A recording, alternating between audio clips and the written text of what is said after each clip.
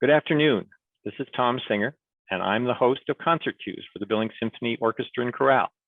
My guests today are our performers this week, the Catalyst Quartet, now based in New York City, and you see them here in front of you.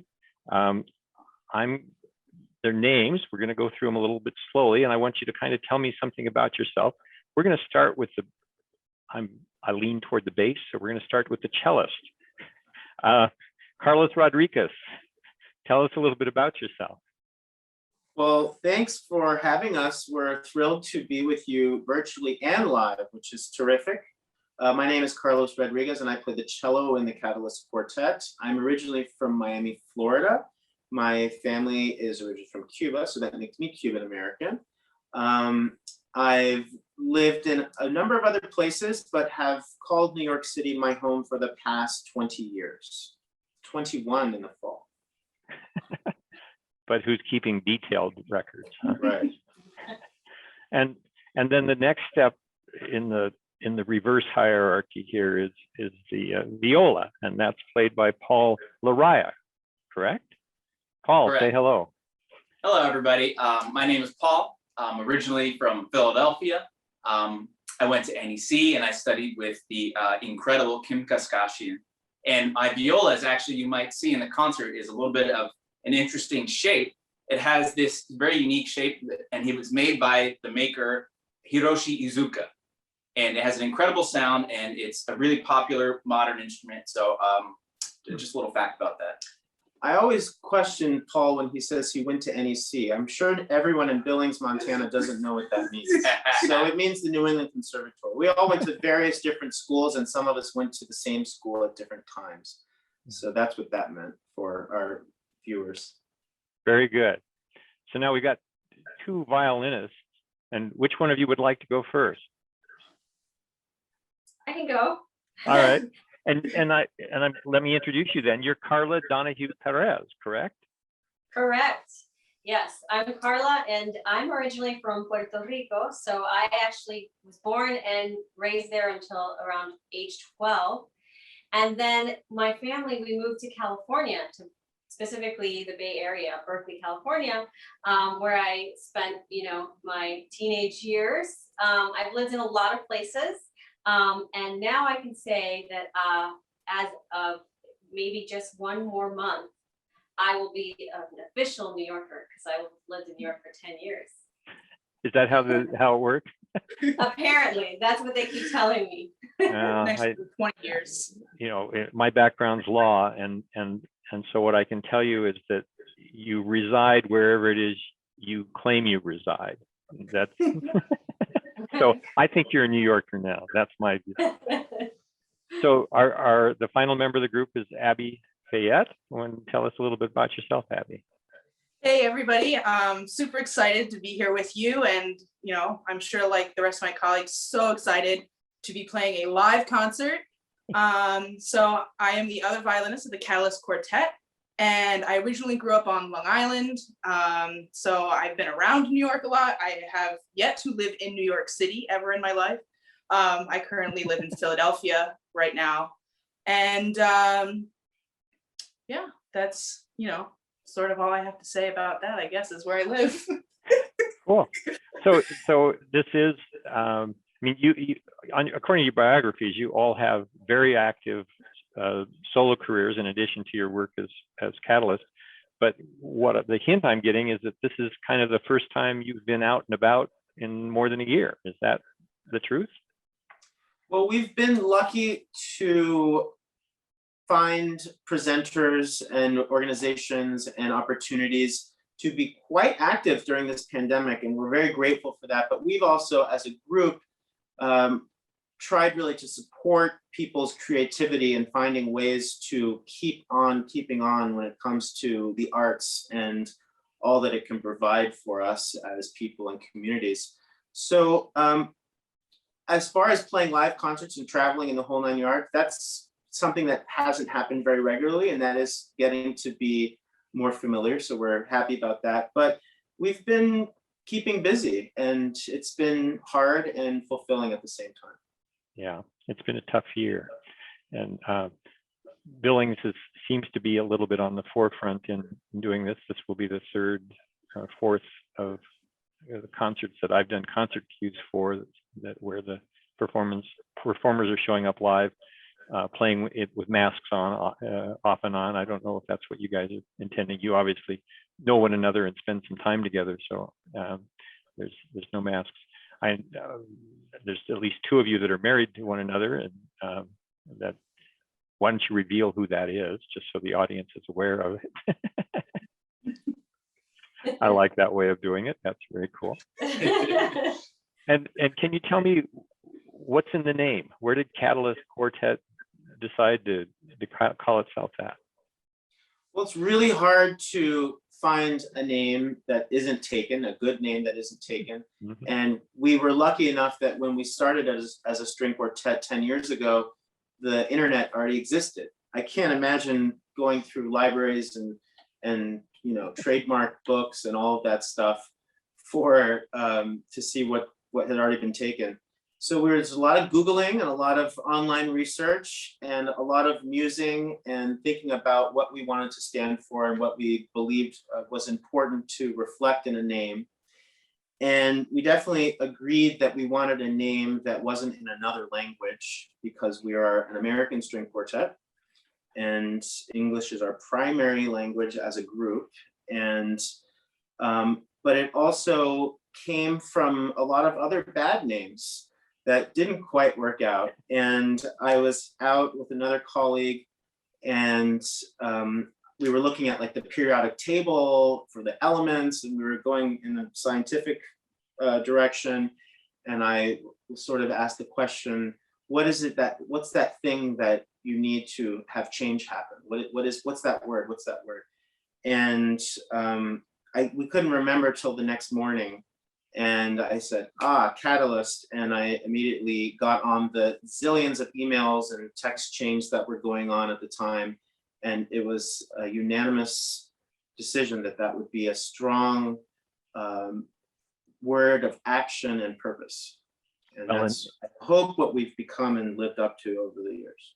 Yeah, and I mean, the word made me wonder if someone in the group had a scientific background of some sort.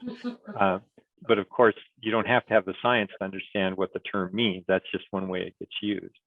And what kind of change are you trying to create or enable? What's the objective? I think for us, the really important thing has to do with how we communicate with people, with our audience, and how we share what we believe in with everybody. And that is primarily in the kinds of music that we present and the kind of projects that we create. And so I like to say that we're always telling a story. That doesn't necessarily have to be something concrete. It could just be like a really important point that we're trying to get across. And so, I mean, some examples of this are the program that you will hear. Which I want to talk about. Yes, is part of our Uncovered project.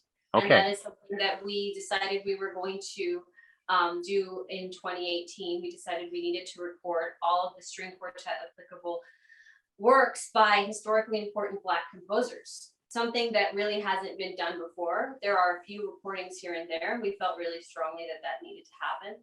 That's just one of the ways that we are telling a story. There's so many others that we've done, but I think that's a good way to introduce you to our ethos. Well, and that's great, because one of the things that I was interested to read about as I was poking around looking for things about you was this Uncovered project, and you've done one recording which focuses on Samuel Coleridge Taylor, who was named after Samuel Coleridge, or Taylor Coleridge, apparently. And so I wanted you to tell me a little bit, are you doing works from that album, or are you doing something in preparation for your next album, or both? Well, so you'll hear the fantasy pieces by Samuel Coleridge Taylor, which are on the album. Mm-hmm. the other pieces that are on the album are collaborative works. So that involves a pianist, and the other piece involves a clarinetist. So those aren't on this program, maybe in the future. And then the other works on the program are by Florence Price, and that's the second volume of the project. So we've released volume 1 in February, and then very soon we will be releasing volume 2, and that's gonna be all of Florence Price's quartets and piano quintets. So let's talk a little bit about Samuel Coleridge Taylor. I've done a little reading on him, but I doubt that our audience will have had a chance to do any. So can you share a few tidbits about his life that you think are particularly telling? Well, firstly, he was an incredible violinist. He was an Afro-British composer around the time of Elgar and Vaughan Williams. And he was incredibly talented, and he was actually supported by Elgar, and he was very famous in his time. And one of the sad things is because of copyright problems, he actually never really ended up inheriting the wealth from his success. And he died around the age 37, rather destitute. So it's his legacy it's an interesting one, because he was very famous, and then history kind of left him behind. And so his music absolutely fits in that late romantic genre, and it's incredible to bring it back. Somebody called him the Mahler of, I've forgotten the second half of the phrase, Mahler of. Black Mahler. Black Mahler, yeah. I And think he was just Samuel Coleridge Taylor, and he was awesome. yeah, and the story about his father going to Africa without knowing that he'd sired a son, and I mean, there's just a lot of interesting little pieces of history about him. He also contributed to our American musical tradition, because he visited the States a couple of times. He actually met with Theodore Roosevelt, which was a very big deal at the time, especially for such a young composer.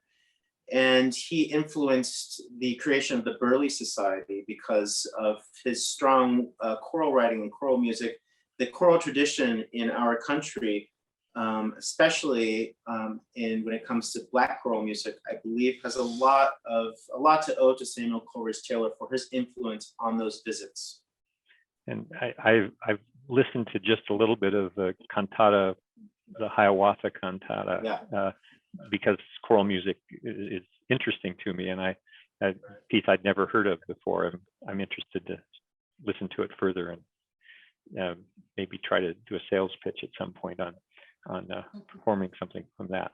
So now the other composer that you're performing, you mentioned the name, and I managed to lose it. So tell us about the other composer. That's Florence Price. And she was a really incredible woman. A lot like Samuel Coleridge Taylor, she had quite a bit of success in her lifetime, and then her music was lost. So she's the first African-American woman to have a work premiered by a major symphony orchestra. That's the Chicago Symphony. And, she probably didn't have the success that she deserved, but still, despite all of the challenges, she did have quite a bit of success. Her music was lost for many, many years, and was recently found in an attic outside of Chicago.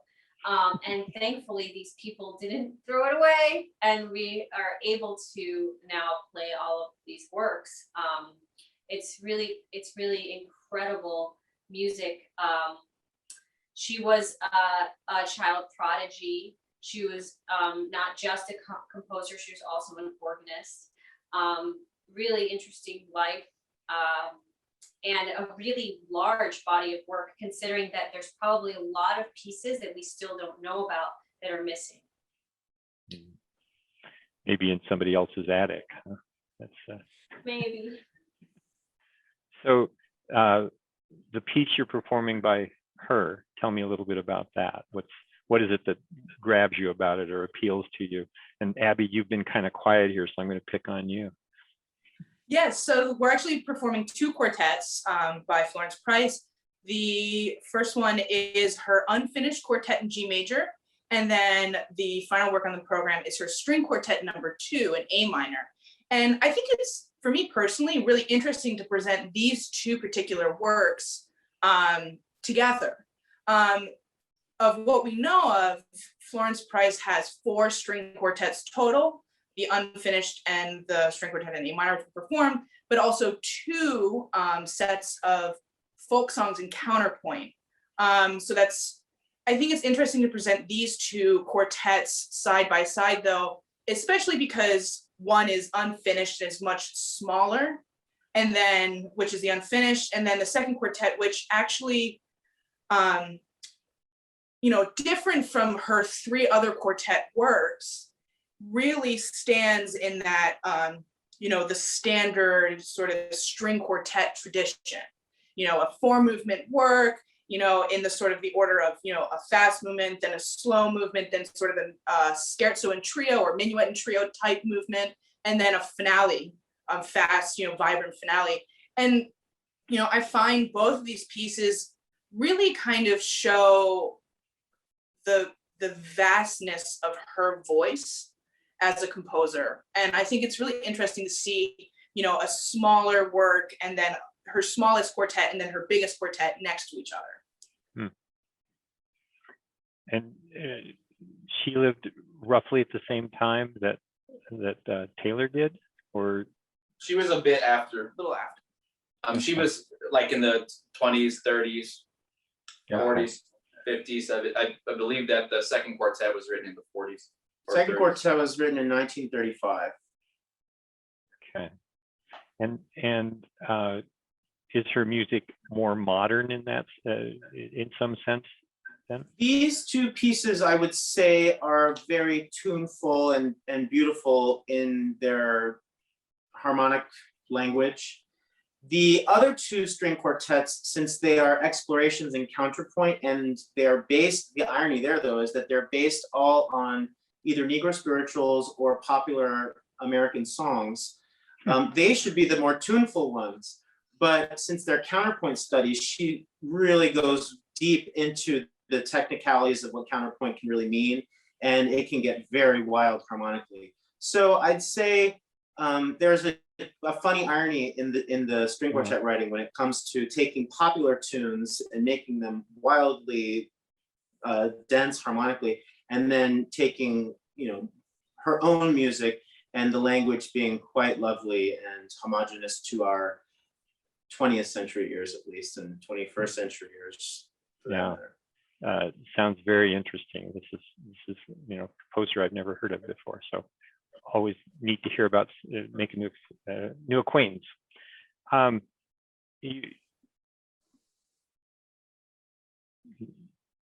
You've talked about all of you living in a number of places. I'm going to assume that one of those places has never been Montana. I'm curious, and I suspect the audience may be too, about what's the connection? How is it that a group like you ended up performing in Montana? Well, it was sort of a connection through a friend of mine who knows the artistic director, and put us in touch.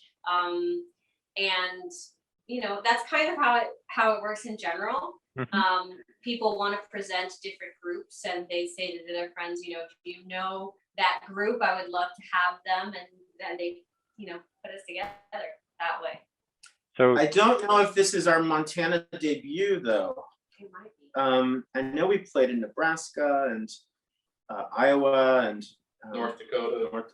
played a lot of places. It might be our It might Montana be our debut. Montana. We have bordered Montana. Yes. so what you're arriving on Wednesday or on Thursday? Tomorrow. Tomorrow, Wednesday. yes, Wednesday. And the concert is Thursday night at the Billings Depot, from what I understand. And will you have a chance to stay over a little Friday and see a little bit of our state, or do you get to race back to New York and try to return to your lives? We are flying back on Friday. I'm not really sure what time, unfortunately. I wish we could stay longer. I've always wanted to go and explore Montana. Well, and we're always delighted to have people come and explore.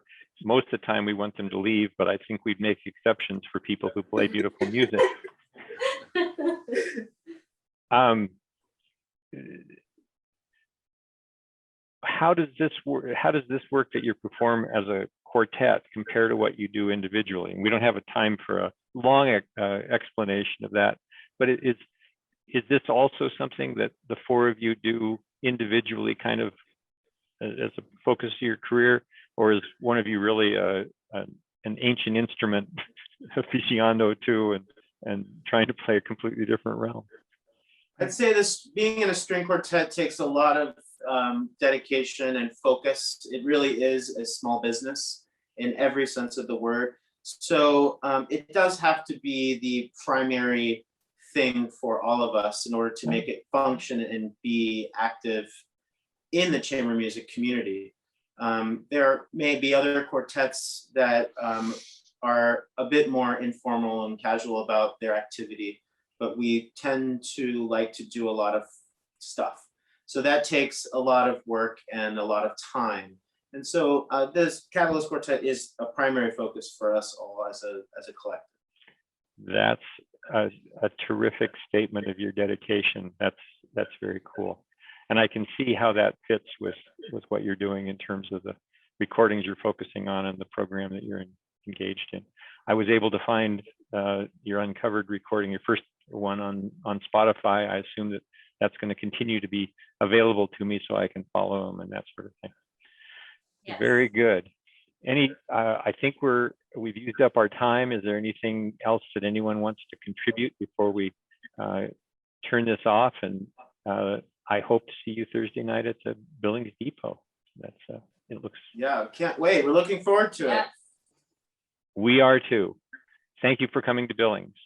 And thank you to our audience. And that concludes this Concert Cues. Thank you very much.